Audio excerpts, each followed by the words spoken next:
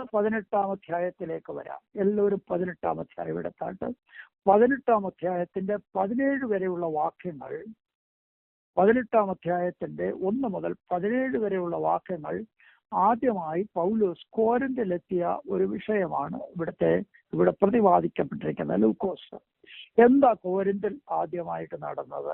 ആദ്യത്തെ 4 വാക്യങ്ങൾ വായിച്ചാൽ. അനന്തരം അവൻ അഥേന വിട്ട് കോരിന്തിൽ ചെന്നു. യഹൂദന്മാർ എല്ലാവരും റോമാനഗരം വിട്ടു പോകണമെന്ന് ക്ലൗദോസ് കൽപ്പിച്ചതുകൊണ്ട് ഇറ്റലിയിൽ നിന്നും ആ ഇടയ്ക്ക് വന്നവനായി പൊന്തോസ്കാരൻ അക്വിലാസ് എന്നു പേരുള്ള ഒരു യഹൂദനെയും അവന്റെ ഭാര്യ പ്രിസ്കില്ലയെയും കണ്ടു അവരുടെ അടുക്കൽ ചെന്നു. തൊഴിലൊന്നാകൊണ്ട് അവൻ അവരോടുകൂടെ പാർത്ത് വേല ചെയ്തു പോന്നു. തൊഴിലോ കൂടാരപ്പണിയായിരുന്നു. എന്നാൽ ശബത്ത് തോറും അവൻ പള്ളിയിൽ സമ്പാദിച്ച് യഹൂദന്മാരെയും യവനന്മാരെയും സമ്മതിപ്പിച്ചു.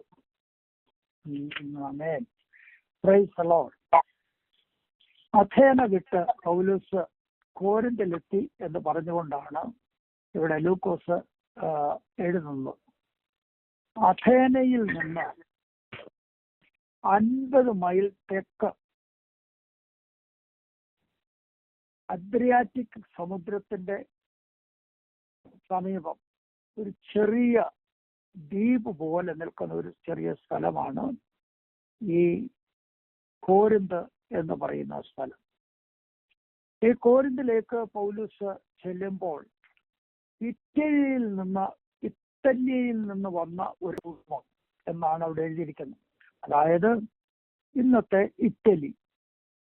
അവർ റോമിൽ നിന്ന് വന്നവരാണ്. അതുകൊണ്ടാണ് ഇറ്റലിയിൽ നിന്ന് വന്നവർ എന്ന് എഴുതിയിരിക്കുന്നത്. കാരണം റോമിൽ നിന്ന് ഈ സമയത്ത് അവിടെ ഉണ്ടായിരുന്ന മറ്റ് യഹൂദന്മാർ റോം വിട്ടു പോകണമെന്ന് ക്ലൗദിയോസ് എന്ന് പറയുന്ന ആ അദ്ദേഹത്തിന്റെ ഒരു ഓർഡർ പുറപ്പെടുവാനിടയാണ്. റോമാനഗരം വിട്ടു പോകണമെന്ന് അന്നത്തെ ഭരണാധികാരിയായ ക്ലൗദിയോസ് ആണ് ഒരു കൽപ്പന പുറപ്പെടുവിച്ചത്. ഇത് AD 49-നും 50-നും ഇടയ്ക്ക് സംഭവിച്ച ഒരു കാര്യമാണ്. ഇതൊരു ചരിത്ര സംഭവമാണ്. അങ്ങനെ റോമിൽ നിന്ന് പലായനം ചെയ്ത് കോരിന്തിൽ എത്തിച്ചേർന്ന ഒരു കുടുംബമാണ് അക്വിലാസും പ്രിസ്കില്ലയും. ഈ 2 പേര് കേൾക്കുമ്പോൾ ഇവരിൽ ആരാ പുരുഷൻ ആരാ സ്ത്രീ എന്ന് പലപ്പോഴും നമുക്ക് പെട്ടെന്ന് അറിയാൻ കഴിയാതെ വരുന്നുണ്ട്. കാരണം മിക്കവാറും വേദപുസ്തകത്തിൽ പറയുന്നിടത്തെല്ലാം ഇതിൽ പ്രിസ്കില്ലയുടെ പേരാണ് ആദ്യം എടുത്ത് പറയുന്നത്. വളരെ രസകരമായിരിക്കുന്ന ഒരു കാര്യമാണ്. പ്രിസ്കില്ല എന്ന് പറയുന്നത് ഒരു സ്ത്രീയുടെ പേരാണ്. റോമിലെ ഒരു ഉന്നത നിലവാരമുള്ള ഒരു കുലീന കുടുംബത്തിലെ ഒരു അംഗമായിരുന്നു എന്നാണ് ചരിത്രം പറയുന്നത്. അവൾ റോമക്കാരെത്തിയാണ്. എന്നാൽ പ്രിസ്കില്ല അസാധാരണമായ കഴിവുള്ള ഒരു ദാസി. ദൈവം അവളെ ഉപയോഗിച്ചുകൊണ്ടിരുന്ന, ദൈവത്തിന്റെ വേലയിൽ ഉപയോഗിച്ചുകൊണ്ടിരുന്ന ഒരു സമയമാണ്. അവരുടെ ഭർത്താവാണ് അക്വിലാസ്. ഇവരുടെ 2ന്റെയും തൊഴിൽ, ഇവർ കർത്താവിന് വേണ്ടി പ്രവർത്തിക്കുന്നെങ്കിൽ ഇവരുടെ 2ന്റെയും തൊഴിൽ കൂടാരപ്പണിയാണ്. കൂടാരപ്പണി എന്ന് പറഞ്ഞാൽ തുകൽ ചേർത്ത് തുന്നി വലിയ ടെന്റ് ഉണ്ടാക്കുന്ന പ്രവൃത്തിയാണ് കൂടാരപ്പണി എന്ന് പറയുന്നത്. ഇന്നത്തെ പോലെയുള്ള കാൻവാസ് അന്നില്ല. ഇന്നത്തെ പോലെയുള്ള ജീൻസിന്റെ തുണികൾ അന്ന് കിട്ടത്തില്ല. അതുകൊണ്ട് അവർ ഉപയോഗിച്ചുകൊണ്ടിരുന്നത് സാധാരണ നിലയിൽ തുകലാണ്, അല്ലെങ്കിൽ അങ്ങനെയുള്ളതായ ലെതർ ഉപയോഗിച്ച് ആ കാലത്ത് കൂടാരം ഉണ്ടാക്കിക്കൊണ്ടിരുന്നു. ഇതാണ് അവരുടെ തൊഴിൽ എന്ന് പറയുന്നത്. അങ്ങനെ ആ തൊഴിൽ ചെയ്തുകൊണ്ടിരുന്ന ഈ 2 പേരെ കോരിന്തിൽ ചെന്നപ്പോൾ പൗലോസിന് പരിചയപ്പെടുവാൻ ഇടയായി. ദൈവം തനിക്ക് വേണ്ടി ചില സന്ദർഭങ്ങളിൽ ചില കാര്യങ്ങൾ ഒരുക്കി വെക്കുന്നത് നമുക്ക് കാണാൻ കഴിയുന്നുണ്ട്. പൗലോസ് കോരിന്തിലേക്ക് പോയി കർത്താവിന്റെ വേല ചെയ്യണമെന്നുള്ള ആഗ്രഹത്തിലാണ് അവിടെ ചെന്നത്. അപ്പോൾ ദൈവം ഒരു കൂട്ടുവേലക്കാരെ അവിടെ ഒരുക്കി കൊടുത്തു. കോരിന്തിൽ ദൈവം ഒരുക്കി കൊടുത്ത കൂട്ടുവേലക്കാരാണ് അക്വിലാസും പ്രിസ്കില്ലയും. ഇവർ തൊഴിലൊന്നാകൊണ്ട് ഇവർ ഒന്നിച്ച് അവിടെ കൂടാരപ്പണി ചെയ്തു. ഇത് നമ്മൾ നല്ല പോലെ മനസ്സിലാക്കേണ്ട ഒരു കാര്യമാണ്. കാരണം ഈ യഹൂദന്മാരെ സംബന്ധിച്ച് അവർക്കൊരു നിർബന്ധമുണ്ട്. അവരുടെ മക്കൾ ഏതെങ്കിലും ഒരു തൊഴിൽ ചെറുപ്പത്തിലെ പഠിച്ചിരിക്കണമെന്ന് അവർക്കൊരു നിർബന്ധമുണ്ട്. ആ നിലയിൽ ഏതൊരു യഹൂദനെ എടുത്താലും ആ യഹൂദൻ എന്തെങ്കിലും ഒരു കൈത്തൊഴിൽ ചെയ്യും. കാരണം അവര് അലഞ്ഞ് ജീവിപ്പാനിടയാകരുത്. ഏതെങ്കിലും ഒരു തൊഴിൽ ചെയ്ത് അവർ ജീവിക്കണമെന്നുള്ള ഒരു ലക്ഷ്യബോധമുള്ളവരാണ് യഹൂദന്മാരെന്ന് പറയുന്നത്. അപ്പോൾ ഈ പണി ചെയ്യുക എന്ന് പറയുന്നത് ഡിഗ്നിറ്റിക്ക് ചേർന്നതല്ല എന്നാണ് പലരും ചിന്തിക്കുന്നത്. അതായത് ഞങ്ങളുടെ കുടുംബത്തിന് ചേർന്നതല്ല, ഞങ്ങളുടെ സ്ഥിതിക്ക് ചേർന്നതല്ല എന്നൊക്കെ ചിന്തിക്കുന്ന പലരുമുണ്ട്. അതുകൊണ്ടാണ് നമ്മുടെ കേരളത്തിൽ ഓരോ തൊഴിൽ ചെയ്യുന്ന ഓരോ വിഭാഗങ്ങൾ ഉണ്ടാകാനിടയായത്. ആ തൊഴിൽ ചെയ്യുന്നവരെല്ലാം അതാത് ജാതികളായിട്ടാണ് മാറി. നിങ്ങൾ നോക്കൂ, നമുക്ക് വളരെ കുറവായിട്ട് ഒരു ക്രിസ്ത്യാനി എവിടെയെങ്കിലും പോയി ആശാരിപ്പണി ചെയ്യുന്നത് കാണാൻ കഴിയും. കാരണം അതെന്റെ കുടുംബത്തിന് പറ്റിയതല്ല. എവിടെങ്കിലും ഒരു ക്രിസ്ത്യാനി പോയി നമ്മുടെ കേരളത്തിൽ വെട്ടുകത്തിയും വാക്കത്തിയും തൂമ്പാനിയും ഉണ്ടാക്കുന്ന നമുക്ക് കാണാൻ കഴിയില്ല. ഇപ്പോഴുണ്ട് ഫാക്ടറികളിൽ. എന്നാൽ ഈ നിലയിലുള്ളതായ തൊഴിലുകൾ അഭ്യസിച്ച് ഏതെങ്കിലും തൊഴിൽ ചെയ്ത് ജീവിക്കണമെന്നുള്ളൊരു താല്പര്യം യഹൂദന്മാരുടെ ഹൃദയത്തിലുണ്ട്. അത് പറയാനാണ് ഞാൻ വന്നത്. അതുകൊണ്ട് അവരുടെ മക്കളെ അവർ തൊഴിൽ പഠിപ്പിക്കാറുണ്ട്. ആ നിലയിൽ തൊഴിൽ പഠിച്ച ഒരു വ്യക്തിയാണ് പൗലോസും. അതുപോലെ സെയിം തൊഴിൽ പഠിച്ച ഒരു വ്യക്തിയാണ് അക്വിലാസും പ്രിസ്കില്ലയും. അവർ കൂടാരപ്പണിയായിരുന്നു അവരുടെ ജോലി. അങ്ങനെ കോരിന്തിൽ വന്നപ്പോൾ ഇരുവരും ഒരേ ജോലി ചെയ്ത് അതേസമയം തന്നെ അവിടെ സുവിശേഷം അറിയിച്ചു കൊണ്ടുവരുന്നു എന്ന് നമുക്ക് മനസ്സിലാക്കുവാൻ കഴിയും. കോരിന്തിൽ ആകെ കൂടെ ഉണ്ടായിരുന്ന യഹൂദന്മാര് അവിടെ കൂടിക്കൊണ്ടിരുന്ന സിനഗോഗുണ്ട്. പൗലോസ് ആ സിനഗോഗിലാണ് പോയി സുവിശേഷം ആദ്യം പ്രസംഗിച്ചു. ചില യഹൂദന്മാരും ഭക്തരായ യൗവനന്മാരും മാനസാന്തരപ്പെട്ട് കർത്താവിൽ വിശ്വസിപ്പാൻ ഇടയായി തീർന്നു. ഇത് നമ്മൾ വളരെ ചിന്തിക്കണം. അവിടെ ഒരു സിനഗോഗ് ഉണ്ടായിരുന്നു, അത് യഹൂദന്മാരുടെയാണ്. പൗലോസ് അവിടെ പോയി സുവിശേഷം പറയുവാൻ ഇടയായി തീർന്നു. പറഞ്ഞു വന്ന കാര്യത്തിൽ ഒരു കാര്യം ഞാൻ എടുത്തു പറയട്ടെ. ഈ പൗലോസ് പോയ സ്ഥാനത്ത് മറ്റുള്ളവർക്ക് മുട്ടുവരാതിരിക്കേണ്ടതിന് കൈകൊണ്ട് വേല ചെയ്തു എന്ന് എഴുതിയിരിക്കുന്നത് മാത്രം അടർത്തിയെടുത്ത് വേലക്കാരൻ അല്ലെങ്കിൽ ശുശ്രൂഷകൻ വേല ചെയ്ത് ജീവിക്കണമെന്ന് പറയുന്ന ചിലരെ ഞാൻ കേട്ടിട്ടുണ്ട്. പക്ഷെ അവരൊരു കാര്യം മനസ്സിലാക്കണം. പൗലോസിന്റെ യാത്രയിൽ എല്ലാ നിത്യത്തൊഴിൽ ഇതല്ലായിരുന്നു. കാരണം ഒരു സ്ഥലത്ത് ചെല്ലുമ്പോൾ അവിടെ വിശ്വാസികളില്ല, അവിടെ ജീവിക്കാൻ വേറെ മാർഗമില്ല. അതിനുവേണ്ടി ഒരു തൊഴിൽ ചെയ്തു എന്നല്ലാതെ പൗലോസിന്റെ തൊഴിൽ അത് 365 ദിവസവും അദ്ദേഹം അത് ചെയ്തു എന്നല്ല അതിന്റെ അർത്ഥം. അദ്ദേഹത്തിന്റെ മെയിൻ ശുശ്രൂഷ അതേ സുവിശേഷീകരണമായിരുന്നു. അപ്പോൾ വേദപുസ്തകം പഠിച്ചാൽ സുവിശേഷത്തിന് വേണ്ടി ദൈവം വേർതിരിച്ച അപ്പോസ്തലന്മാർ, പ്രവാചകന്മാർ, ശുശ്രൂഷകന്മാർ, ഉപദേഷ്ടാക്കന്മാർ എന്നിവരുണ്ട്. അത് ദൈവം വേർതിരിച്ചവരാണ്. ഇവര് ഫുൾ ടൈം മിനിസ്റ്റേഴ്സ് ആയിരിക്കണമെന്നുള്ളതാണ് ദൈവത്തിന്റെ പദ്ധതി. കാരണം 6-ാം അധ്യായത്തിൽ, പ്രവർത്തികളുടെ പുസ്തകം 6-ാം അധ്യായത്തിൽ നാം വായിക്കുന്നു, അപ്പോസ്തലന്മാർ പറഞ്ഞ ഒരു തീരുമാനം, ഞങ്ങളോ വചന ശുശ്രൂഷയിലും പിന്നെ പ്രാർത്ഥനയിലും ഉറ്റിരിക്കും. ഞങ്ങളുടെ ശുശ്രൂഷ ഏതാണ്. എന്നാൽ പ്രാർത്ഥനയിലും വചന ശുശ്രൂഷയിലും ഉറ്റിരിക്കുന്ന അതേ വ്യക്തികൾ അവസരം കിട്ടുമ്പോൾ ഏതെങ്കിലും ഒരു തൊഴിൽ ചെയ്താൽ, അതേ അവസരം കിട്ടുമ്പോൾ ഇറങ്ങിപ്പോയി തൂമ്പ എടുത്ത് അതേ 4 മൂട് കപ്പ കുഴിച്ചു വെച്ചാൽ അത് പാപമല്ല. ഇത് ഓർക്കണം.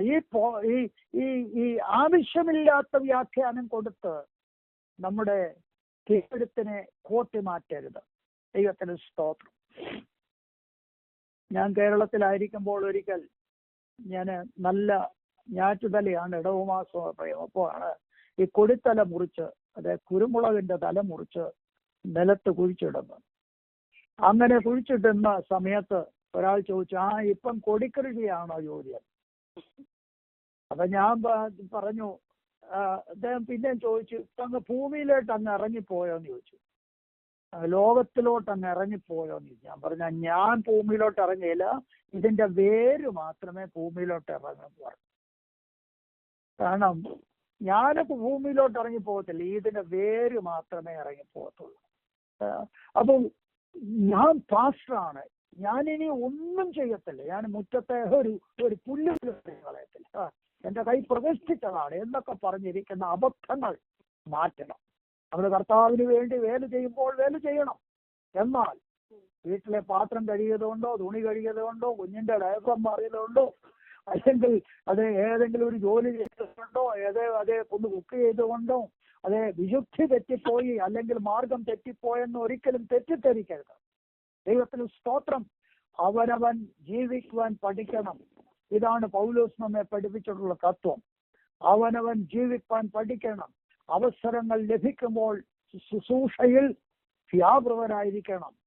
അങ്ങനെ കഷ്ടപ്പെട്ട് കോരിന്തിൽ വേല ചെയ്തുകൊണ്ടിരിക്കുമ്പോൾ മക്കദോനിയയിലുള്ള സഭ ഈ കാര്യം മനസ്സിലാക്കി. മക്കദോനിയയിൽ നിന്ന് സഹോദരന്മാർ പൗലോസിന് ധനശേഖരവുമായി അല്ലെങ്കിൽ ഒരു ഏടുമായി അവിടെ കോരിന്തിൽ എത്തിച്ചേരുവാനിടയായി. ഈ കാര്യം 1 കൊരിന്ത്യർ 1-ാം അധ്യായത്തിന്റെ 11-ാം അധ്യായത്തിന്റെ 9-ാം വാക്യത്തിൽ പൗലോസ് പറയുന്നുണ്ട്. 1 കൊരിന്ത്യർ 11-ാം അധ്യായത്തിന്റെ 9-ാം വാക്യത്തിൽ, എന്റെ ബുദ്ധിമുട്ട് തീർക്കുവാൻ ആഖായിൽ നിന്ന് സഹോദരന്മാർ ഉദവിയായി ധനവുമായി എന്നെ സന്ദർശിച്ചു എന്ന് അവരോട് നന്ദി പറയുന്ന കൂട്ടത്തിൽ എടുത്തു പറയുന്നുണ്ട്. 11-ാം അധ്യായത്തിന്റെ 9-ാം വാക്യം നോക്കിയിട്ട്, 11-ാം അധ്യായം 9-ാം വാക്യം. 1 കൊരിന്ത്യരാണോ പക്ഷേ? അതെ അല്ല, 2 കൊരിന്ത്യർ. 2 കൊരിന്ത്യർ. ഇത് വയസ്സനല്ലേ, ക്ഷമിക്കുക. അവൻ വാരി വിതറി 2 കൊരിന്ത്യർ. ഞാൻ ലേഖനങ്ങളെ കൊണ്ട് നിങ്ങളെ പേടിപ്പിക്കുന്നു എന്ന് തോന്നരുതേ. അവന്റെ ലേഖനങ്ങൾ 2 കൊരിന്ത്യർ 11-ാം നിങ്ങളുടെ ഇടയിൽ ഇരുന്നപ്പോൾ മുട്ടുണ്ടായാറെ ഞാൻ ഒരുത്തനെയും ഭാരപ്പെടുത്തിയില്ല. മക്കദോന്യയിൽ നിന്ന് വന്ന സഹോദരന്മാരത്രേ എന്റെ മുട്ട് തീർത്തത്.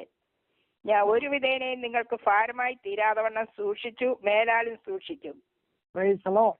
അപ്പൊ മക്കദോന്യയിൽ നിന്നുള്ള സഹോദരന്മാർ കോരിന്തിൽ പൗലോസ് ആയിരിക്കുമ്പോൾ ആ വേലയെ സഹായിപ്പാൻ അല്ലെങ്കിൽ അദ്ദേഹത്തെ സഹായിപ്പാൻ അവിടെ നിന്ന് കളക്ഷൻ ചെയ്ത് കോരിന്തിൽ വന്ന് പൗലോസിനെ സഹായിച്ചതായിട്ട് നമുക്ക് കാണാൻ കഴിയുന്നുണ്ട്. നമ്മളൊരു കാര്യം മനസ്സിലാക്കുക, ഇവിടെ നിന്ന് എവിടെ ദൈവത്തിന്റെ ദാസന്മാർ വേല ചെയ്യുന്നുവോ അവിടെ എല്ലാം ഒരു സുരക്ഷിതരായി കഴിയുകയല്ല. കാരണം ഇതൊരു പൈനിയർ വർക്കാണ്. കോരിന്തിലെ ഒരു പൈനിയർ വർക്കാണ്. ഇതിനു മുമ്പ് അവിടെ ആരും ചെന്ന് ഇതുപോലെ സുവിശേഷ വേല ചെയ്തിട്ടില്ല.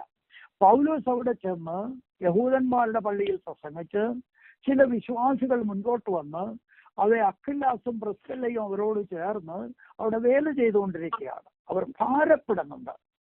ഇത് അറിഞ്ഞ് അവരെ സഹായിപ്പാൻ നോക്കുക. മക്കദോന്യയിലുള്ള അഥവാ മക്കദോന്യയിലെ സഭകൾ ഏതെല്ലാമാണെന്ന് നമുക്കറിയാം. അവിടെ നിന്ന് ദൈവമക്കൾ ഈ ദൈവദാസനെ സഹായിച്ചതായിട്ടാണ് വായിക്കുന്നത്. ഇന്നും ഇതേ നിലയിലുള്ള ഒരു ആറ്റിറ്റ്യൂഡ് നമുക്കുണ്ടാകണം, ഒരു ചിന്താഗതി നമുക്കുണ്ടാകണം. നമ്മുടെ കേരളത്തിൽ നിന്ന് വടക്കേ ഇന്ത്യയുടെ അനേക ഗ്രാമങ്ങളിൽ പോയി വേല ചെയ്യുന്ന ദൈവദാസന്മാരുണ്ട്. കുഞ്ഞുങ്ങളുമായിട്ട് അവർ പോയി താമസിക്കുകയാണ്. അവരുടെ ഇന്നത്തെ അവസ്ഥ നിങ്ങൾ മനസ്സിലാക്കുക. ഒരു വളരെ ഭാരത്തിലാണ് കഴിഞ്ഞുകൂടുന്നത്. ഈ സുഭിക്ഷിതമുള്ള നാട്ടിലായിരിക്കും നമ്മളെങ്കിലും അവരെ കുറിച്ചൊന്ന് ഓർക്കണം. ഓർക്കുന്നു. 72 ഞാൻ ബീഹാർ സ്റ്റേറ്റില് ജംഷഡ്പൂർ എന്ന് പറയുന്ന സ്ഥലത്ത് ആയിരിക്കുമ്പോൾ നാട്ടിൽ നിന്ന് ഒരു സ്കൂൾ അധ്യാപിക 1-2 പ്രാവശ്യം മണി ഓർഡർ അയച്ചെന്ന് എന്നെ സഹായിച്ചത് ഞാൻ ഓർക്കും. കാരണം ഞാൻ ബീഹാർ ജംഷഡ്പൂരിലായിരിക്കുമ്പോൾ അതായത് 10-12 വിശ്വാസികൾ മാത്രമേ ആ സഭയിലുള്ളൂ. വളരെ തുച്ഛമായ ഒരു തുക കൊണ്ട് വേണം 3 കുഞ്ഞുങ്ങളും ഞങ്ങളും ഇവിടെ ജീവിക്കാൻ. വളരെ ഭാരപ്പെട്ട സമയങ്ങളാണ് ആ 3 വർഷങ്ങൾ. എന്നാൽ ദൈവം കേരളത്തിലുള്ള ആ സഹോദരിയുടെ മനസ്സ് ഉണർത്തിച്ചു. പ്രാർത്ഥിക്കുന്ന ഒരു ദൈവദാസിയായിരുന്നു. ആ സഹോദരി മരിച്ചുപോയി. എങ്കിലും അന്ന് അത് ഒരു ചെറിയ തുക അയച്ചു തരുന്നത് ഒരു വലിയ തുകയായിട്ടാണ് തോന്നുന്നത്, ഒരു വലിയ സഹായമായിട്ടാണ് തോന്നുന്നത്. കർത്താവ് അങ്ങനെ അടിയങ്ങളുടെ കുടുംബത്തെ സഹായിച്ച പ്രിയപ്പെട്ടവരുണ്ട്. അവരെ ഓർത്ത് ഞാൻ ദൈവത്തെ സ്തുതിക്കുന്നു. കർത്താവ് ഇതുപോലെയാണ് പൗലോസിനെ സഹായിച്ചതായിട്ട് നമുക്ക് മനസ്സിലാക്കുവാൻ കഴിയുന്നത്. എന്നാൽ ഈ യഹൂദന്മാരുടെ പള്ളിയിൽ പൗലോസ് സംസാരിച്ചത് നിമിത്തം അവർക്കത് ഇഷ്ടപ്പെട്ടില്ല. 4-ാമത്തെ വാക്യം നമ്മൾ വായിക്കുന്നത് ഇങ്ങനെയാണ്, 18-ാം അധ്യായത്തിന്റെ 4-ാം വാക്യം. എന്നാൽ ശബത്ത് തോറും അവൻ പള്ളിയിൽ സംവാദിച്ചും യഹൂദന്മാരെയും യവനന്മാരെയും സമ്മതിപ്പിച്ചു. ഈ കാര്യം യഹൂദന്മാർക്ക് പ്രിയമായില്ല, സമ്മതമില്ല. അതുകൊണ്ട് അവർ സിനഗോഗിന്റെ കവാടം അടച്ച് പൗലോസിനെ അവിടുന്ന് പുറത്താക്കി. അടുത്ത വാക്യം നോക്കിയാട്ട് സിസ്റ്റർ, 5-6 വാക്യം മാത്രമാണ് വായിച്ചാട്ട്.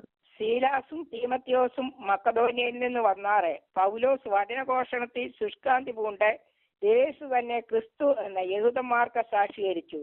അവർ എതിർ പറയുകയും ദുഷിക്കുകയും ചെയ്യാൽ അവൻ വസ്ത്രം കുടഞ്ഞു.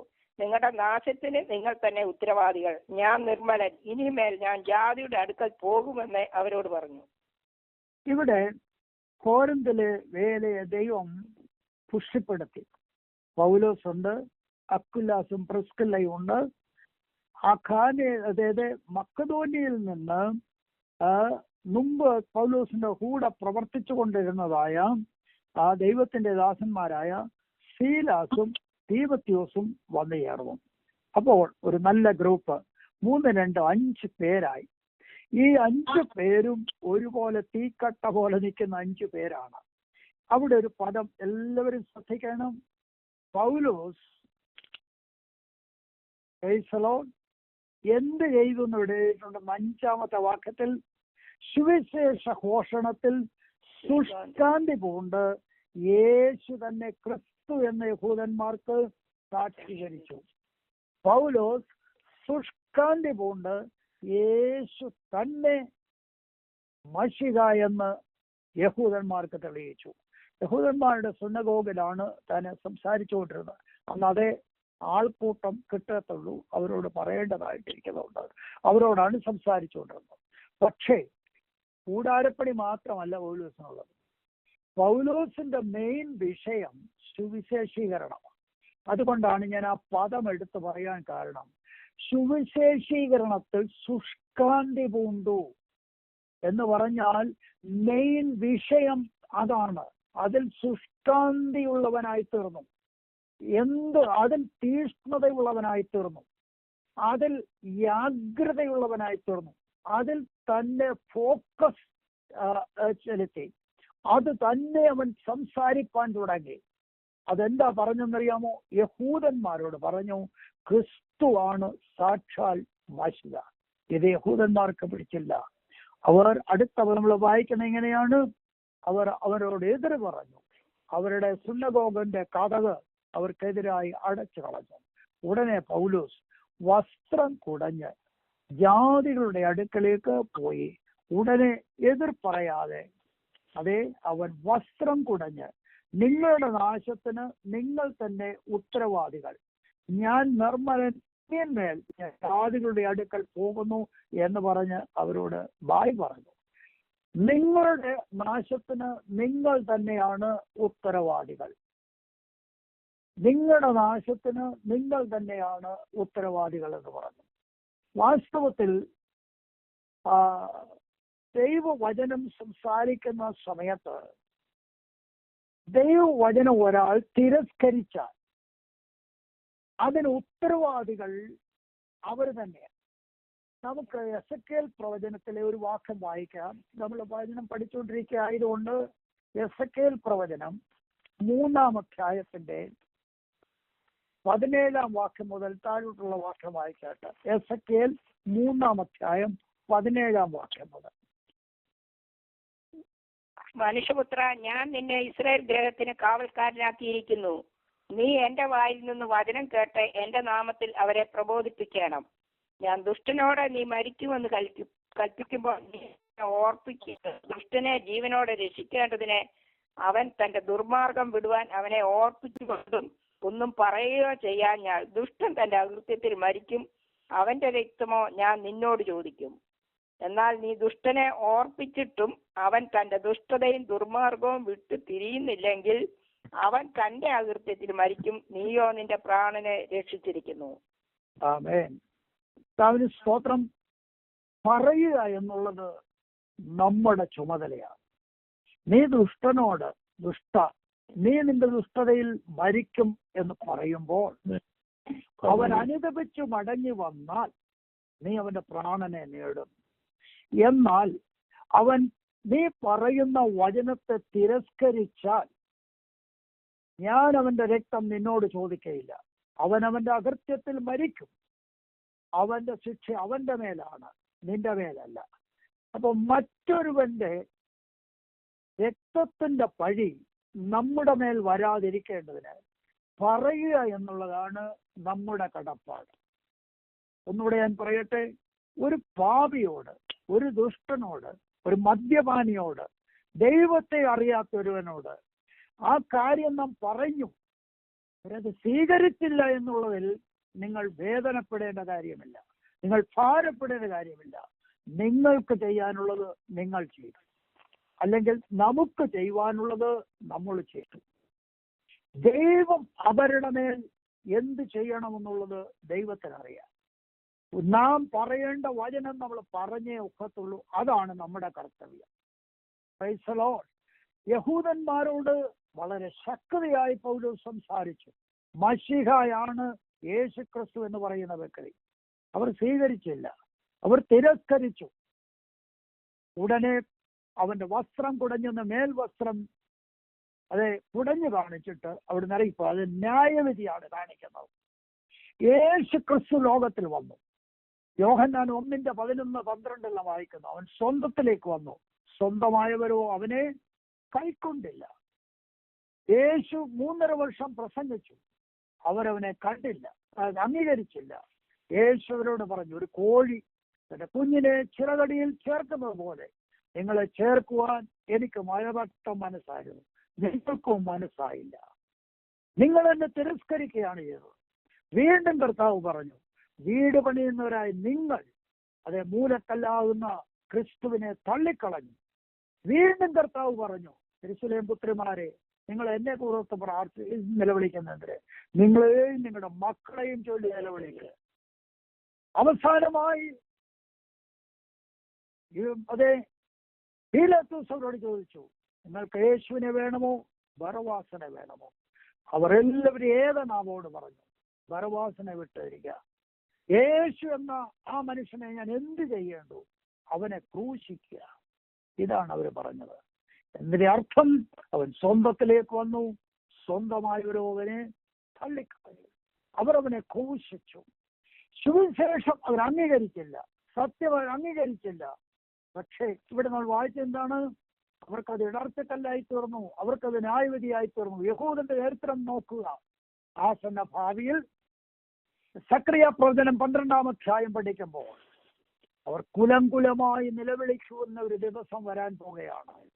യഹൂദ ഗ്രഹം പ്രത്യേകം, നഫ്താലി ഗ്രഹം പ്രത്യേകം, ശിമയോൻ ഗ്രഹം പ്രത്യേകം, പ്രത്യേകം നിലവിളിക്കും. എന്തിനാ നിലവിളിക്കുന്നത്? അന്നാളിൽ അവർ തങ്ങൾ കുത്തിയിട്ടുള്ളവങ്കിലേക്ക് നോക്കും. അന്നാളിൽ അവർ തങ്ങൾ കുത്തിയിട്ടുള്ളവങ്കിലേക്ക് നോക്കും.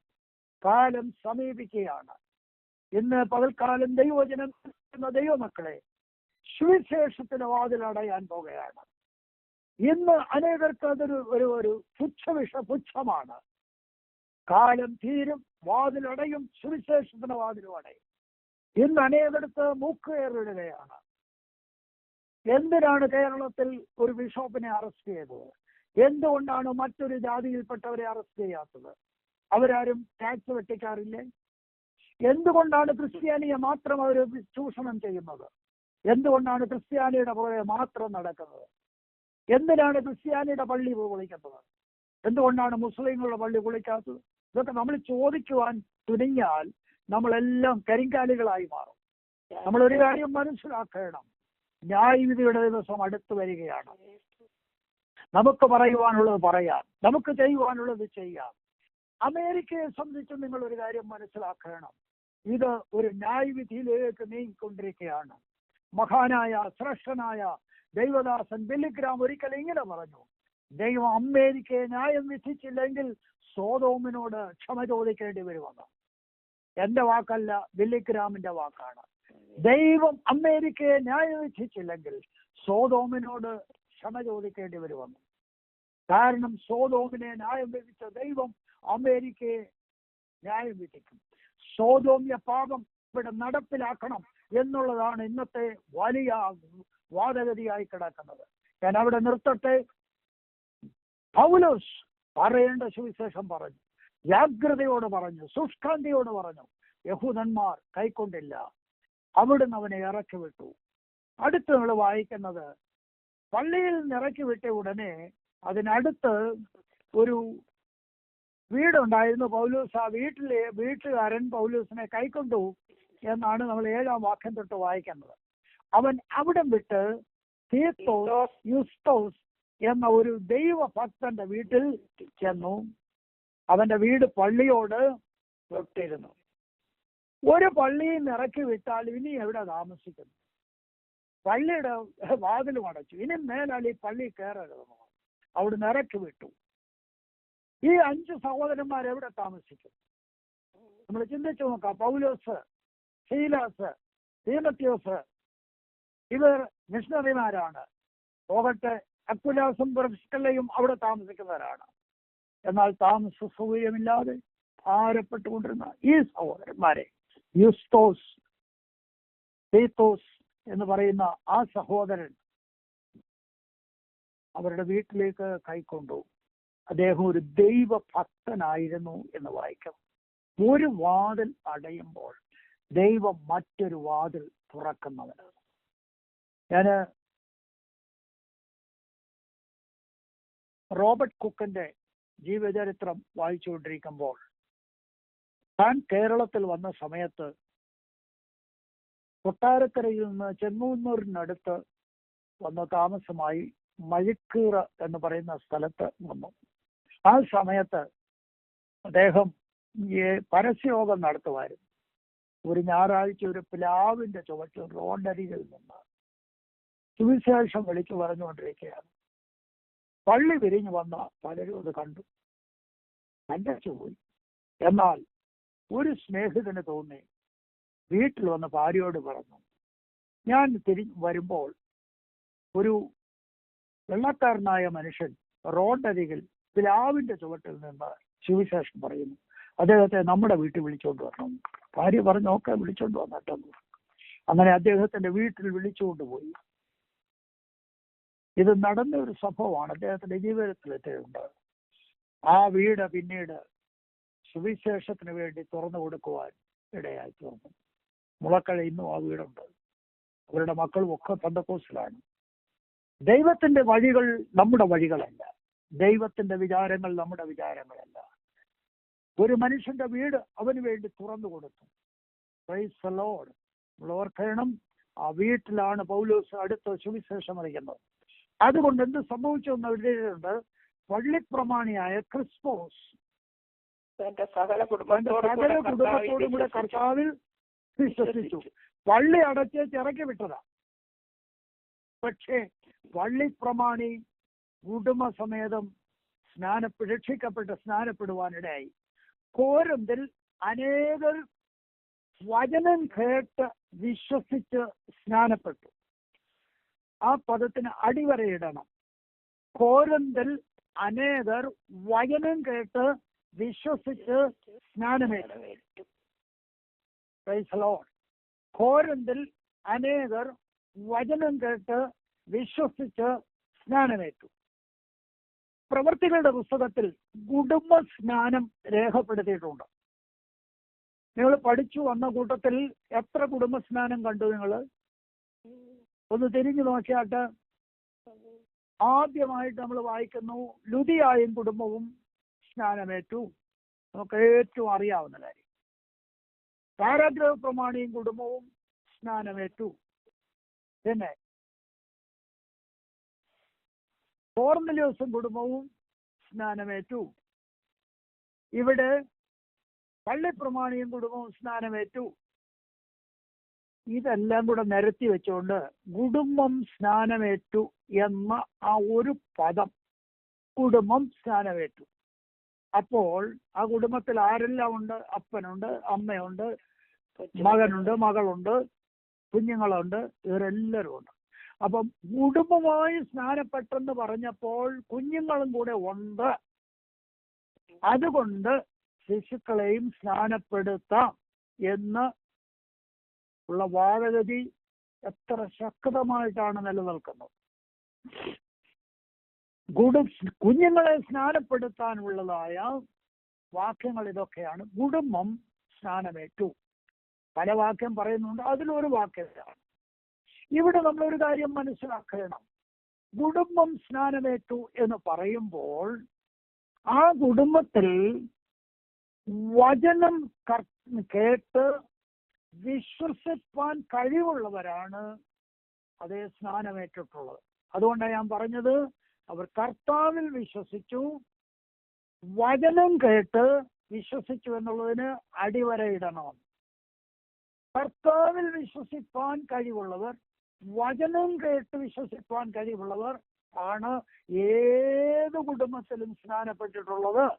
അല്ലാതെ അവിടെ പിഞ്ചു കുഞ്ഞുങ്ങൾ സ്നാനപ്പെട്ടതായി തിരുവെഴുത്തിലില്ല.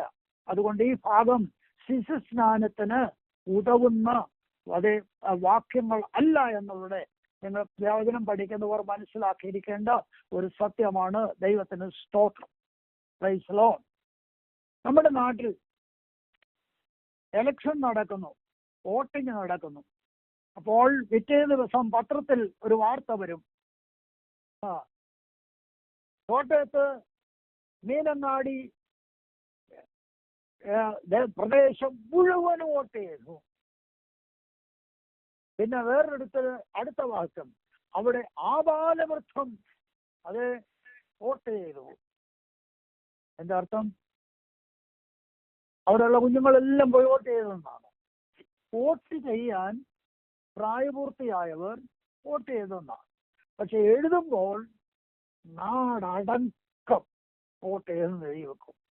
അങ്ങനെ എഴുതാനൊക്കെ ഒത്തുള്ളൂ. അങ്ങനെ എഴുതുമ്പോൾ പലരെയും നോക്കുക, ദാവീദിന്റെ ഗ്രഹവും ശൗലിന്റെ ഗ്രഹവും തമ്മിൽ ദീർഘനാൾ യുദ്ധം ഉണ്ടായിരുന്നു. ശൗലിന്റെ ഗ്രഹവും ദാവീദിന്റെ ഗ്രഹവും തമ്മിൽ ദീർഘകാലം യുദ്ധം ഉണ്ടായിരുന്നു. അതിന്റെ അർത്ഥം ദാവീദിന്റെ ഗ്രഹത്തിലും ശൗലിന്റെ ഗ്രഹത്തിലുമുള്ള അതേ സ്ത്രീകളും ഗർഭിണികളും കുഞ്ഞുങ്ങളും എല്ലാം കൂടെ യുദ്ധം ചെയ്തെന്നോ അല്ല. അവരുടെ പടയാളികൾ, അവരുടെ യോദ്ധാക്കൾ തമ്മിൽ യുദ്ധം ചെയ്തെന്നാണ്. അപ്പൊ ഈ ആവശ്യമില്ലാത്ത വ്യാഖ്യാനം കൊടുത്ത് തിരുവെഴുത്തുകളെ കോട്ടിമാറ്റുന്ന അവസ്ഥ എത്ര ശോചനീയമായ കാര്യമാണ്. കഴിയട്ടെ, സ്നാനേണ്ടത് കർത്താവിൽ വിശ്വസിക്കുന്നവരാണ്. വചനം കേട്ട് വിശ്വസിക്കുന്നവരാണ് സ്നാനമേൽക്കേണ്ടത്. ഒന്നാമത് സ്നാനമേൽക്കുന്നതിന് മുമ്പേ അവർ വചനം പ്രസ്താവിക്കണം. കർത്താവിൽ വിശ്വസിക്കണം. Price the Lord. വചനം കേട്ട് കർത്താവിൽ വിശ്വസിച്ചവരാണ് സ്നാനപ്പെടേണ്ടത്. സ്നാനം എന്ന് പറയുന്ന ഒരു കർമ്മമാണ്. അത് ഹൃദയത്തിൽ നടന്ന ഒരു പരിവർത്തനത്തിന്റെ ബാഹ്യമായ ഒരു അടയാളമാണ്. ഇത് നടക്കാതെ ഇന്ന് അനേക കുഞ്ഞുങ്ങളെ, അല്ലെങ്കിൽ ചെറുപ്പക്കാരെ, പ്രായപൂർത്തിയാകാത്തവരെ, വിശ്വസിക്കാത്തവരെ ഒക്കെ സ്നാനപ്പെടുത്തും നമുക്ക് കാണാൻ കഴിയുന്നുണ്ട്. എന്തിനാണ്? ഞാനും ഒരാൾ സ്നാനപ്പെടുത്തിയെന്ന് വരുത്തി വെക്കണം. അത് വേദപുസ്തക അടിസ്ഥാനത്തിലല്ല. സ്നാനപ്പെടേണ്ടത് വചനം കേൾക്കുന്നവരാണ്, കർത്താവിൽ വിശ്വസിക്കുന്നവരാണ്. അങ്ങനെയുള്ളവരാ സ്നാനപ്പെടേണ്ടത്. അങ്ങനെയുള്ളവർ സ്നാനപ്പെടാത്തവരുണ്ടെങ്കിൽ ഞാൻ നിങ്ങളോട് പറയട്ടെ, നിങ്ങൾ സ്നാനപ്പെടണം. അതാണ് ദൈവത്തിന്റെ വ്യവസ്ഥ. അങ്ങനെ ഒരു വലിയ കൂട്ടം ആളുകൾ അവിടെ സ്നാനപ്പെടുവാൻ ഇടയായി തീർന്നു. കർത്താവിന് സ്തോത്രം. അല്ലെങ്കിൽ കുടുംബമായി അവിടെ സ്നാനപ്പെടുവാനിടയായി. പിന്നെ കോരിന്ത്യ ലേഖനം എഴുതുമ്പോൾ പൗലോസ് പറയുന്നു, ഞാന് വളരെ ആളുകളെ ഒന്നും സ്നാനപ്പെടുത്തിയിട്ടില്ല. കോരിന്ത്യ ലേഖനം എഴുതി വരുമ്പോൾ ഇത് പൗലോസ് എടുത്തു പറയുന്ന ഒരു കാര്യമാണ്. എന്താ പൗലോസ് എടുത്തു പറയുന്ന അറിയാമോ? 1 കോരിന്ത്യർ 1-ാം അധ്യായത്തിന്റെ 15-ാം വാക്യത്തിൽ പൗലോസ് പറയുന്നു, ഞാൻ ക്രിസ്പോസിനെയും ഗായോസിനെയും അല്ലാതെ മറ്റാരെയും സ്നാനം കഴിപ്പിക്കാകിയാൽ ഞാൻ ദൈവത്തിന് സ്തോത്രം ചെയ്യുന്നു. ഞാൻ അത് വായിച്ചിരുന്ന ചിലപ്പോൾ ഇങ്ങനെ ചിരിക്കാറുണ്ട്. കാരണം ഞാന് ക്രിസ്പോസിനെയും ഗായോസിനെയും മാത്രമല്ലാതെ മറ്റാരെയും സ്നാനപ്പെടുത്താഞ്ഞതിനാൽ ഞാൻ ദൈവത്തിന് സ്തോത്രം ചെയ്യുന്നു. ഒരിക്കൽ ഒരാൾ ഇത് വായിച്ചിട്ട് പറഞ്ഞു, കണ്ടോ, അപ്പൊ സ്നാനം ഒരു ചുക്കും വിലയില്ലാത്തതാണ്. കാരണം പൗലോസ് തന്നെ പറയുന്നു, ഞാൻ സ്നാനപ്പെടുത്താൻ ഞാൻ ദൈവത്തിന് സ്തോത്രം ചെയ്യുന്നത്. നിങ്ങൾ എന്തിനായി സ്നാനപ്പെടുത്തുന്നത്? പൗലോസ് പോലും സ്നാനപ്പെടുത്താഞ്ഞതിനാ സ്തോത്രം പറയുന്നത്. എന്താ, നല്ല വ്യാഖ്യാനമല്ലേ? വായിച്ചിട്ട് അങ്ങനെ വ്യാഖ്യാനിക്കുന്ന എത്രയോ പേരുണ്ട്, ഞാൻ കേട്ടിട്ടുള്ള കാര്യമാണ്. പക്ഷേ പൗലോസ് എന്താണ് ചെയ്തതെന്ന് പറഞ്ഞിട്ടുണ്ട്. എന്റെ ശുശ്രൂഷ സ്നാനമല്ല, എന്നെ വിളിച്ചത് സുവിശേഷം അറിയിപ്പാൻ അത്ര വിളിച്ചത്. അതിനാണ് പൗലോസ് പ്രാധാന്യം കൊടുക്കുന്നത്. ഞാൻ നിന്നെ കുരുട്ട് കണ്ട് ഉറക്കാനാ വിളിച്ചത്, രാജാക്കന്മാരോട് സംസാരിപ്പാനാ വിളിച്ചത്, ദേശാധിപതികളോട് സംസാരിപ്പാനാ വിളിച്ചത്. പൗലോസ് നിന്നെ വിളിച്ചത് ഓടി നടന്ന് സ്നാനപ്പെടുത്താനല്ല. കാരണം അത് പൗലോസ് ചെയ്തിട്ടുണ്ട്. നമ്മുടെ കർത്താവ് നടത്തിയ സ്നാന ശുശ്രൂഷ നോക്കുക. കർത്താവ് എല്ലാവരെയും സ്നാനപ്പെടുത്തിയില്ല. ചിലർ ചോദിക്കുമല്ലോ, കർത്താവ് ആരെയും സ്നാനപ്പെടുത്തിയോ? അതായത് യോഹന്നാൻ സുവിശേഷത്തിൽ എഴുതിയിരിക്കുന്നത് അത് ശിഷ്യന്മാരെ കൊണ്ടവൻ ചെയ്യിപ്പിച്ചു. അവിടെയും കർത്താവ് സ്നാനപ്പെടുത്തിയതായിട്ട് പറയുന്നുണ്ടെങ്കിലും നമുക്ക് അങ്ങനെ വായിക്കാൻ തോന്നാം. എങ്കിലും യേശു യോഹന്നാനേക്കാൾ അധികം ശിഷ്യന്മാരെ ചേർത്ത് സ്നാനം കഴിപ്പിക്കുന്നുവെന്ന് പരീശന്മാർ കേട്ടു എന്ന് കർത്താവ് അറിഞ്ഞപ്പോൾ ശിഷ്യന്മാർ അല്ലാതെ യേശു തന്നെ സ്നാനം കഴിപ്പിച്ചില്ല താനും. യേശു തന്നെയും സ്നാനം കഴിപ്പിച്ചില്ല. അപ്പോൾ ഒരു ശുശ്രൂഷ നമ്മളെ ദൈവം ഏൽപ്പിച്ചിട്ടുണ്ടെങ്കിൽ ആ ശുശ്രൂഷയെ ഫോക്കസ് ചെയ്യുക. അത് കൂട്ടുവിശ്വാസികളെ, സഹോദരന്മാരെ ഏൽപ്പിക്കുക. അതാണ് ഏറ്റവും ആവശ്യം. ഇതിൽ നിന്ന് നമുക്കൊരു കാര്യം മനസ്സിലാക്കുകയും പഠിക്കുകയും ചെയ്യുവാനുള്ളത് ഇതാണ്. ഒരു കർത്തൃ ശുശ്രൂഷയ്ക്ക് വേർതിരിക്കപ്പെട്ട ഒരു കർത്തൃ ശുശ്രൂഷകൻ തന്നോടുകൂടെയുള്ള കൂട്ടുവിശ്വാസികളെയും കൂട്ടു ശുശ്രൂഷകരെയും ആ ശുശ്രൂഷയ്ക്ക് പ്രാപ്തരാക്കണം. ഞാൻ തന്നെ ഈ കാര്യം ചെയ്യാവൂ, മറ്റാരും ചെയ്യരുത് എന്ന് ശഠിക്കുന്ന പലരെയും നമുക്ക് കാണുവാൻ കഴിയുന്നുണ്ട്. അത് പൊളിച്ചെഴുതണം. ശുശ്രൂഷ മറ്റുള്ളവരെ കൂടെ സഹകരിച്ച് ചെയ്യുന്നതിലാണ് വേല ശക്തിപ്പെടുന്നത്. കർത്താവിന് സ്തോത്രം. ഒരു ദൈവദാസൻ മറ്റുള്ള ദൈവദാസന്മാർ കൂടെ അവസരം ഒരുക്കി കൊടുക്കുക. കർത്താവിന് സ്തോത്രം. നാട്ടില് ചില സ്ഥലം സഭകളിൽ ശുശ്രൂഷിക്കുന്ന ദൈവദാസന്മാരെ ഓർത്ത് ഞാൻ ദൈവത്തെ സ്തുതിക്കുന്നു. ഒരാൾ സ്നാനപ്പെടാനുണ്ടെങ്കിൽ അവർ കാത്തിരിക്കുക. നമ്മുടെ ഡിസ്ട്രിക്ട് ഭാഷ ഇങ്ങോട്ട് വന്നേലേ ഈ കാര്യം നടക്കും. അല്ല, അങ്ങേരെ കൊണ്ട് നടത്തിച്ചില്ലെങ്കിൽ ഇവൻ അവിടുന്ന് ഇളക്കി ഇവനെ ഒരു വിവാദമില്ലാത്തടത്തോട്ട് കൊണ്ടുപോയി നടും. അതുകൊണ്ട് ഇവൻ പേടിച്ചാ നടക്കുന്നത്. ഇനിയും അതിൽ മേളിലുള്ള ഒരാളിനെ വിളിച്ചില്ലെങ്കിൽ അതിനെക്കാട്ടില്ല കുഴപ്പം. ഇതാണ് നമ്മുടെ ഇടയിൽ നടക്കുന്നതായ അധികാര പ്രബുദ്ധത എന്ന് പറയുന്നത്. ഇതെല്ലാം ദൈവം കണ്ടുകൊണ്ടായിരിക്കും. നീ അല്ല വീട്ടിലിരുന്നോണ്ടാൻ പറഞ്ഞോളൂ ദൈവം. ദൈവം ദൈവത്തിന്റെ വേല ചെയ്തുകൊണ്ടിരിക്കും. Price the Lord. പൗലോസ് ജീവിതത്തിൽ പ്രാധാന്യം കൽപ്പിച്ചത് സുവിശേഷീകരണത്തിനാണ്. അതിൽ താൻ ശുഷ്കാന്തി പൂണ്ട് യേശു തന്നെ മശിഹ എന്ന് തെളിയിച്ചുകൊണ്ടിരുന്നു. കർത്താവിന് സ്തോത്രം. ആമേൻ. നമ്മൾ ഇന്ന് രാവിലെ സമയത്ത് ദൈവസ്ഥാനം ചെയ്യിക്കുമ്പോൾ അവിടെ പൗലോസിന്റെ ജീവിതത്തിൽ ഉണ്ടായ ഒരു ദർശനം കൂടെ പറഞ്ഞ് ഞാൻ നിർത്തട്ടെ. കർത്താവിന് സ്തോത്രം.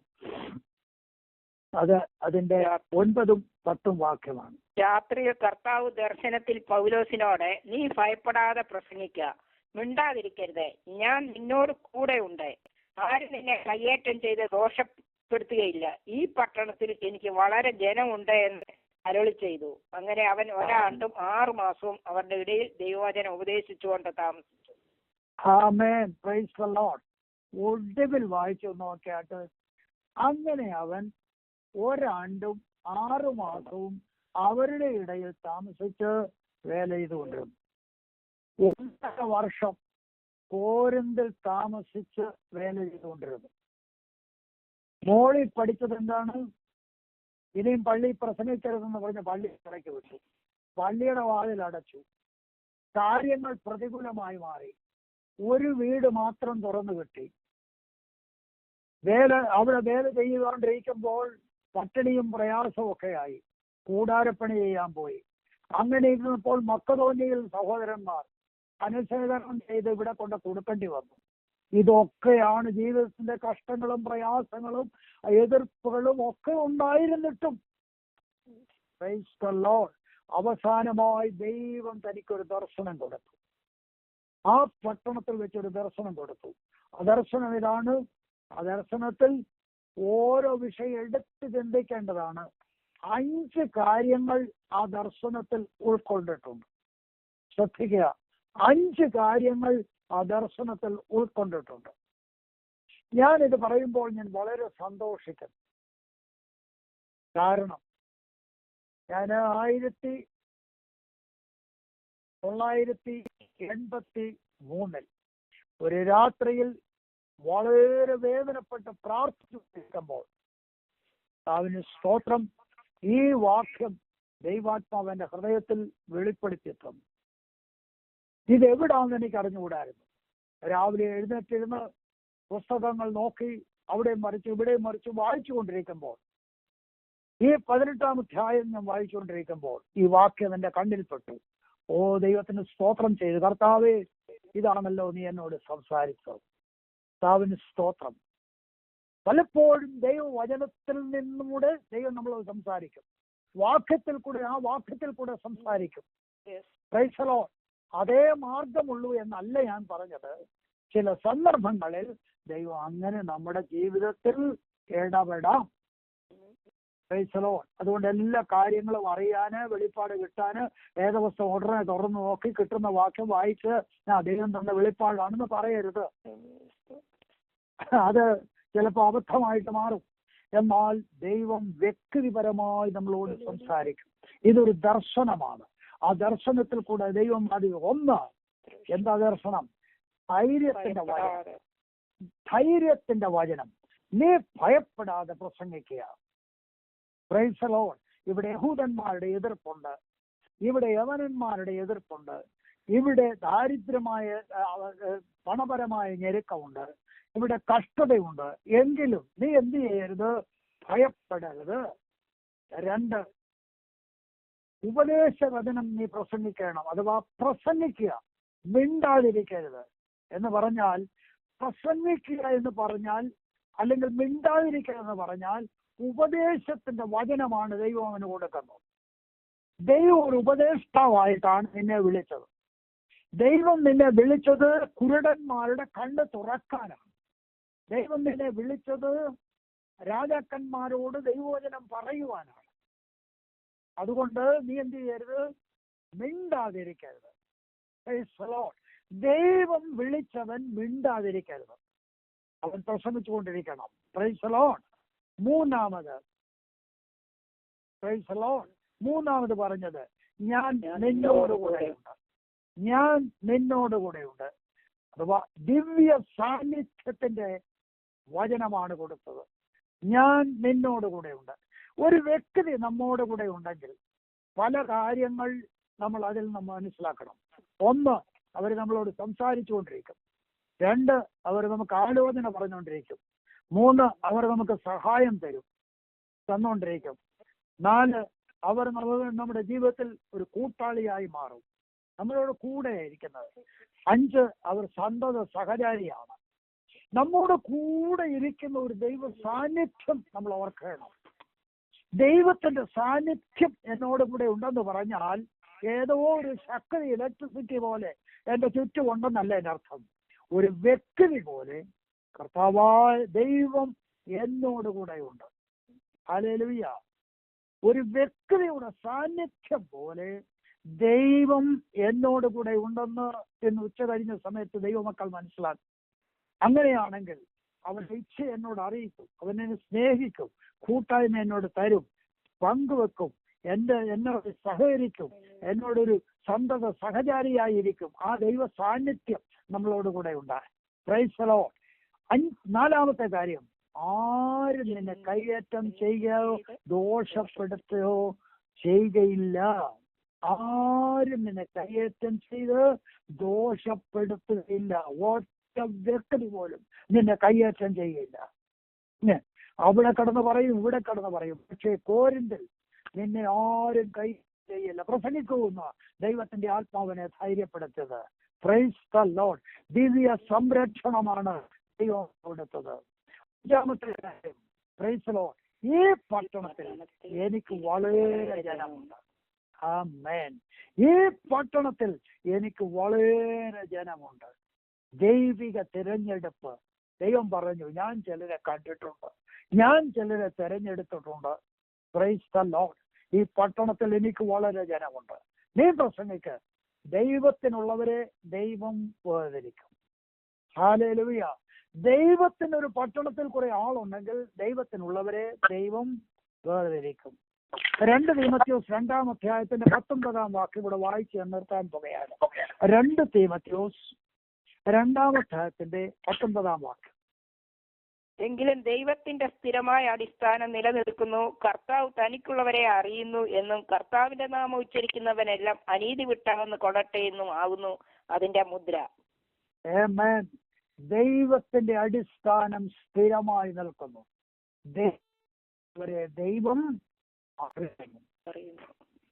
കേൾക്കുന്ന സകല സഹോദരി സഹോദരന്മാരോടും ഒരു ദൂതെന്ന വിധത്തിൽ ഞാൻ പറയട്ടെ, ദൈവത്തിന്റെ അടിസ്ഥാനം വിളക്കുവാൻ ആർക്കും കഴിയുകയില്ല. ദൈവത്തിന്റെ അടിസ്ഥാനം സ്ഥിരമായി നിൽക്കുന്നു.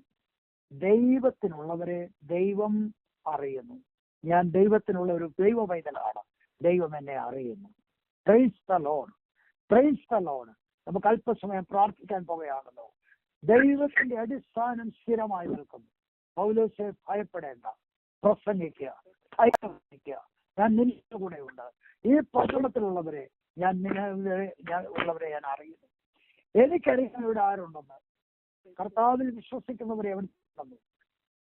അറിയാം ആരെ സൗഖ്യമാക്കണമെന്ന്, അവനറിയാം ആരെ വിജയിക്കണമെന്ന്, അവനറിയാം ആരെ രക്ഷിക്കണമെന്ന്. ആമേൻ. കർത്താവിന് സ്തോത്രം. അത് മറ്റൊന്നും പോവുകയില്ല. ദൈവത്തിനുള്ളവരെ ദൈവം അറിയുന്നു, ദൈവം പ്രവർത്തിക്കും. ശുശ്രൂഷകന്മാർ ധൈര്യപ്പെട്ടു, നിങ്ങളെ ആക്കിയിരിക്കുന്ന സ്ഥാനത്ത് ദൈവം നിങ്ങളോട് കൂടെ ഉണ്ട്. ദൈവത്തിന്റെ സ്ഥിരമായ അടിസ്ഥാനം ഇന്നും നിലനിൽക്കുന്നു. ദൈവത്തിനുള്ളവരെ ദൈവം അറിയുന്നു. ഹല്ലേലൂയ. പകൽക്കാലം വചനങ്ങളാൽ ദൈവം നമ്മളെ എല്ലാവരെയും അനുഗ്രഹിക്കട്ടെ. പ്രാർത്ഥിച്ചുകൊണ്ട് വാക്കുകളെ ചുരുക്കുന്നു. നാളെ വീണ്ടും ഈ സമയത്ത് നമുക്ക് ഒന്നിച്ച് കാണാം. ദൈവം എല്ലാവരെയും അനുഗ്രഹിക്കട്ടെ. കർത്താവിന് നന്ദിയോടെ സ്തോത്രം. തുടരുമാനം പിന്നെയും ഇന്ന് പകൽക്കാലവും ദൈവ വചനത്തിൽ കൂടെ കർത്താവിന്റെ ദാസനിൽ കൂടെ നമുക്ക് അനുഗ്രഹിക്കപ്പെട്ട ആലോചന കർത്താവ് നൽകി തന്നല്ലോ. സുവിശേഷ പ്രവർത്തനങ്ങളില് കർത്താവിന്റെ ദാസൻ പറഞ്ഞത്, പൗലോസ് കോരിന്തിലേക്ക് ചെല്ലുമ്പോൾ ഒന്നും പ്രതീക്ഷിച്ചുകൊണ്ടല്ല, ആര് സഹായത്തിനുണ്ടെന്നും അറിയാതെ യാത്ര ചെയ്യുമ്പോൾ ദൈവത്തിന്റെ പൈതലെ നമ്മുടെ എല്ലാവരുടെയും ജീവിതത്തിലൂടെ പ്രതീക്ഷിക്കാതെ സാഹചര്യത്തിൽ നമുക്ക് മുന്നമേ ദൈവം കടന്നു എന്ന് അല്ലെങ്കിൽ വ്യക്തികളെ ഒരുക്കി നമ്മുടെ ശുശ്രൂഷയെ നമ്മെ സഹായിക്കാനായിട്ട് അല്ലെങ്കിൽ സ്വർഗം വഴികളെ തുറന്നിട്ടുണ്ട്. നാം അത് കാണുന്നില്ലെങ്കിലും ദൈവത്തിന് സ്തോത്രം. ഓരോ സാഹചര്യത്തിൽ ചെന്ന് കഴിയുമ്പോഴാണ് ദൈവത്തിന്റെ പ്രവൃത്തി എന്തെന്ന് നാം പലപ്പോഴും മനസ്സിലാക്കാറുള്ളത്. നമ്മുടെ വഴികളല്ലല്ലോ ദൈവത്തിന്റെ വഴികള്, നമ്മുടെ വിചാരങ്ങളല്ല ദൈവത്തിന്റെ വിചാരങ്ങള്. നമ്മുടെ വഴികളെക്കാളും വിചാരങ്ങളെക്കാളും ഉന്നതമായി നമുക്ക് വേണ്ടി വിചാരപ്പെടുന്ന ഒരു ദൈവം. ഹല്ലേലൂയ. ആരും സഹായത്തിനില്ലെന്ന് ചിന്തിച്ച് നിരാശപ്പെട്ടുകൊണ്ട് പോവുകയല്ല. ഏത് സാഹചര്യം സുവിശേഷത്തിന് വേണ്ടി നിൽക്കുന്ന ദൈവജനത്തിന് വേണ്ടി അത്ഭുതങ്ങളെ തുറക്കുന്ന അത്ഭുത വഴികളെ തുറക്കുന്ന ഒരു ദൈവമുണ്ട്. ദൈവത്തിന് സ്തോത്രം. ഇന്ന് പകൽക്കാലം നമ്മെ കേൾപ്പിച്ചത് അപ്പോസ്തലനായ പൗലോസ് കോരിന്തിലേക്ക് പോകുമ്പോൾ പ്രതീക്ഷ ആരെങ്കിലും സഹായിക്കുമോ എന്നുള്ള ബോധത്തോടെയല്ല. എന്നാൽ അവിടെ താൻ ചെല്ലുന്നതിന് മുന്നമേ ദൈവത്തിന് സ്തോത്രം, താൻ വ്യക്തികളെ കുടുംബത്തെ ഒരുക്കിയിട്ടുണ്ട്. ദൈവത്തിന് സ്തോത്രം. സുവിശേഷത്തിന് എവിടെയെല്ലാം ഏതെല്ലാം നാളുകളിൽ ഏതെല്ലാം കാലങ്ങളില് ആരെല്ലാം എവിടെയെല്ലാം പോയിട്ടുണ്ടോ, ഏകരായി പോയിട്ടുണ്ടെങ്കിലും അവിടെയെല്ലാം ദൈവം ചില ഭവനങ്ങളെ വ്യക്തികളെ ഒരുക്കിയിട്ടുണ്ട്. ദൈവത്തിന് നന്ദിയോടെ സ്തോത്രം. ഹല്ലേലൂയ. അത്ഭുതത്തിന്റെ ദൈവം നാം അറിയാതെ ഇരിക്കുമ്പോൾ നമുക്ക് വേണ്ടി ഒരുക്കുകയും ചെയ്യുന്ന ദൈവത്തിന്റെ പ്രവൃത്തി എത്ര ശ്രേഷ്ഠമാണ്. ഹല്ലേലൂയ.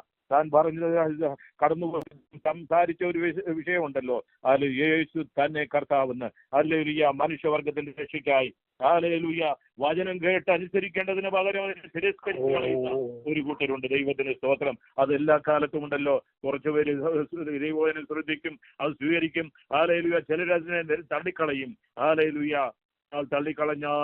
തള്ളിക്കളയുന്നതിന്റെ പരിണത ഫലം, ശിക്ഷ, ന്യായവിധി അവരുടെ മേൽ തന്നെ ഉണ്ടാകുവാൻ അവർ തന്നെയാണ് കാരണക്കാരൻ. ഹല്ലേലൂയ. വസ്ത്രം കുടഞ്ഞ് ഹല്ലേലൂയ താൻ ആ പട്ടണത്തിൽ നിന്ന് സ്ഥലത്തു നിന്ന് മാറിപ്പോയി. ദൈവത്തിന് സ്തോത്രം. ഹല്ലേലൂയ. സുവിശേഷം കേൾക്കുവാൻ മനസ്സുള്ളവരെ സ്വർഗം അവരുടെ ഹൃദയങ്ങളെ ഒരുക്കിക്കൊണ്ടിരിക്കും. അല്ലാത്തവരെ ഹല്ലേലൂയ സുവിശേഷം ത്യജിക്കപ്പെട്ടവരായി അത് മുഖാന്തരം ഹല്ലേലൂയ ന്യായവിധി അവരുടെ പിന്നീട് ഉണ്ടാക്കുന്ന മനസ്സിലാക്കാതെയാണ് അവര് സുവിശേഷത്തെ തള്ളിക്കളയുന്നത്. ദൈവത്തിന് സ്തോത്രം. ഹല്ലേലൂയ. ദൈവത്തിന് സ്തോത്രം. സുവിശേഷം അറിയിക്കുവാൻ എവിടെ പോയിരുന്നാലും തന്നെ ഏൽപ്പിച്ചിരിക്കുന്ന ഒരു ശുശ്രൂഷയുണ്ട്. അത് ജാതികളോടും രാജാക്കന്മാരോടും യഹൂദന്മാർ തന്നെ ഉപദ്രവിച്ചെങ്കിലും തള്ളിയെങ്കിലും വാതിലുകൾ അടയപ്പെട്ടെങ്കിലും സിനഗോഗിന്റെ പള്ളിയുടെ ഒക്കെ വാതിൽ അടഞ്ഞു കിടന്നാൽ വാതിലുകളെ തുറക്കുവാൻ കഴിവുണ്ട്. ദൈവത്തിന് സ്തോത്രം. ദൈവത്തിന്റെ വൈദ്യം നമ്മുടെ മുൻപിലുള്ള വാതിലുകളൊക്കെ നമുക്ക് അടഞ്ഞെന്ന് തോന്നിയേക്കാം. നമ്മൾ പ്രതീക്ഷിച്ച വാതിലുകളൊക്കെ അടഞ്ഞു പോയെന്ന് നമുക്ക് തോന്നിയേക്കാം. ദൈവത്തിന് സ്തോത്രം. ഹല്ലേലൂയ. ഒരു വാതിൽ അടയുമ്പോൾ മറ്റൊരെണ്ണം തുറക്കുവാൻ ദൈവത്തിന് കഴിയും. ദൈവത്തിന് സ്തോത്രം. അത് മുഖാന്തരം ചില ജീവിതങ്ങൾ അത്ഭുതങ്ങൾ നടക്കും. ദൈവത്തിന് സ്തോത്രം. അവിടെ അടയപ്പെട്ടതിന്റെ കാര്യം വേറൊരു ഭവനം വിടുവിക്കപ്പെടുവാനുണ്ട്. സ്വർഗം കണ്ടിരിക്കുന്നു. ഹല്ലേലൂയ. സുവിശേഷം കേട്ട് അവന്റെ ജീവിതത്തിൽ ആ കുടുംബത്തിന് വിടുതലിന് വേണ്ടി കർത്താവ് ഒരുക്കുന്ന വഴികളാണ്. ദൈവത്തിന് സ്തോത്രം. ഒരിടത്ത് സുവിശേഷത്തിന്റെ വാതിലടഞ്ഞെങ്കിൽ മറ്റൊരിടത്ത് തുറക്കപ്പെടും. അവരെ രക്ഷയിലേക്ക് നടത്തുവാൻ ദൈവത്തിന്റെ പ്ലാനും പദ്ധതിയും ഉണ്ടെന്ന് അവിടെ വെച്ചിട്ടുമ്പോഴാണ് നമുക്ക് മനസ്സിലാക്കുവാനിടയായിത്തീരുന്നത്. ദൈവത്തിന് സ്തോത്രം. ഹല്ലേലൂയ. പൗലോസിന് ദർശനത്തിൽ വെളിപ്പെട്ടത് ഹല്ലേലൂയ. ഹല്ലേലൂയ. ഭയപ്പെടേണ്ട എന്ന് പറഞ്ഞ് ദൈവത്തിന്റെ ഭയത്തിലെ നമ്മുടെ ജീവിതത്തിലും ഏതൊരു സാഹചര്യത്തിലും ഭയപ്പെടുന്ന സാഹചര്യം ദൈവത്തിന്റെ ആത്മാവ് വിളിച്ചു പറയുന്ന ഒരു കാര്യമുണ്ട്. ദൈവത്തിന്റെ ആത്മാവ് ദൈവവചനം നമ്മെ ഉത്ബോധിപ്പിക്കുന്ന ഒരു കാര്യമുണ്ട്.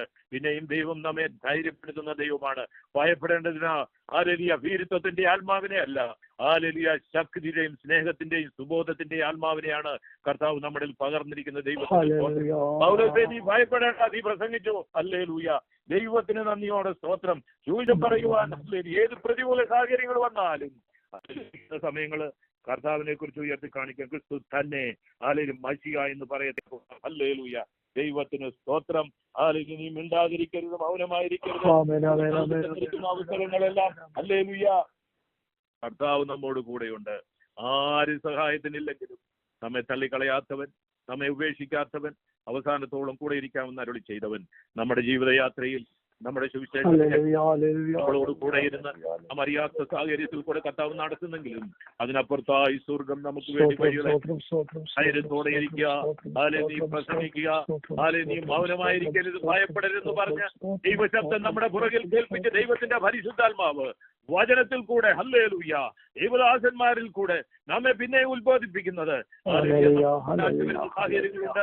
ആരും കൂട്ടനില്ലെന്ന് വിചാരിക്കുന്ന സാഹചര്യമുണ്ട്. ആരും സഹായത്തിനില്ലെന്ന് പറയുന്ന സാഹചര്യങ്ങളുണ്ട്. ആ സാഹചര്യത്തിലൊക്കെ ഹല്ലേലൂയ ദൈവത്തിന്റെ ആത്മാവ് വിളിച്ചു പറയുന്നത് ഞാൻ നിന്നോട് കൂടെയുണ്ടെന്ന്. ഹല്ലേലൂയ ആരും നിന്നെ കൈയേറ്റം ചെയ്യത്തില്ല. ആരും നിന്നെ ഉപദ്രവിക്കത്തില്ല. ആരും നിന്നെ പീഡിപ്പിക്കത്തില്ല. പീഡിപ്പിക്കുവാൻ വരുന്നവരെ തടയുവാൻ കഴിയുള്ള ദൈവശക്തി നമുക്ക്